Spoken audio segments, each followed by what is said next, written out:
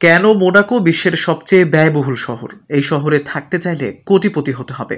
কল্পনা করুন এমন একটা শহর যেখানে মাত্র 2 বর্গ কিলোমিটার জায়গা, কিন্তু সেখানে থাকেন বিশ্বের সবচাইতে ধনী মানুষরা। এই শহরের নাম মোনাকো, একটি ছোট্ট ইউরোপিয়ান নগর রাষ্ট্র। শুধু আকারে ছোট, কিন্তু সম্পদের দিক দিয়ে পুরো দুনিয়ায় 1 নম্বর।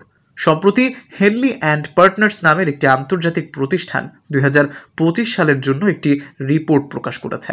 তারা বলছে মোনাকো এখন বিশ্বের সবচাইতে ব্যয়বহুল শহর। কেন, চলুন দেখি। মোনাকোর জনসংখ্যা মাত্র 39,000, কিন্তু তাদের 40%ই কোটিপতি। প্রত্যেক বাসিন্দার গড় সম্পদ $2 কোটি বেশি। মানে এই শহরে বাস করলেই আপনি আশেপাশে শুধু ধনী মানুষদেরই দেখবেন। এখন প্রশ্ন হলো, এই শহরে থাকার খরচ কেমন? একটা সাধারণ অ্যাপার্টমেন্টের প্রতি বর্গ কিলোমিটারের দাম $38,000, অর্থাৎ প্রায় 47 লক্ষ টাকা। মাত্র 100 বর্গ কিলোমিটার ফ্ল্যাট কিনতে লাগবে 47 কোটি টাকা। আর একটু ভালো লোকেশন হলে খরচ আরও অনেক বেশি। আর বাসা ভাড়া, 1 বেডরুমের ফ্ল্যাটের মাসিক ভাড়া 5.5 থেকে 9 লক্ষ টাকা।